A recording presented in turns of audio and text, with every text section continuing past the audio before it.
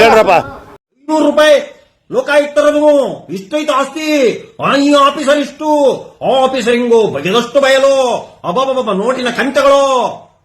40 lakh engineer ಮನೆಯಲ್ಲಿ ಸಿಕ್ತು. ಏನ್ ಹೇಳಿದ್ರು ಅರ್ಥ ಆಯ್ತಾ? ಇಲ್ಲ. ಒಬ್ಬ ಮಿನಿಸ್ಟರ್ ಮನೆಗಾರ ಸಿಕ್ಕದನ್ನ ಹಾಕಿದಿರನಾ? ಒಬ್ಬ ಮಿನಿಸ್ಟರ್ ಮನೆ ಸಿಕ್ಕದ್ ಹಾಕಿದ್ರೆ ನೀವು ಒಳ್ಳೆ ಐಲನ್ ಮಕ್ಕಳು ಸಿಕ್ಕಿದ್ರಲ್ಲ, ಇವ್ರ ಜೊತೆ ಹಿಂಗೇ ಇದ್ರೆ ನಾನ್ ಮೆಂಟಲ್ ಆಗ್ಬಿಡ್ತೀನಿ ಅಷ್ಟೇ. ಅವ್ನ ಅಜಿತ್ ನಮ್ಮಂತ ಮೇಲೆ ಕರಿತಾನ ಬಿಡ ಮರ್ಯ. ಅವ್ನ ಯಾಕೆ ಅವ್ನ ಕೂಡ ಡಿಬೇಟ್ ಮಾಡಕ್ ಅವನ ಹತ್ರ ಏನೈತಿ ಬಂಬು? ಅಲ್ರಿ ಡಿಬೇಟ್ ಮಾಡಕ್ ಅವ್ನು ಯಾರು? ಅವ್ನಿಗೆ ಏನ್ ಗೊತ್ತೈತಿ? ಏನು ನಥಿಂಗ್.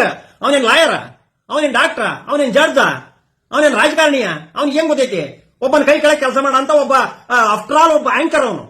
ಇವನ್ ಯಾರೋ ಎಣ್ಣೆ ಗಾಡಿ, ಒಬ್ಬರ ಕೈ ಕೆಳಗೆ ಕೆಲಸ ಮಾಡೋಣ ಅವನು.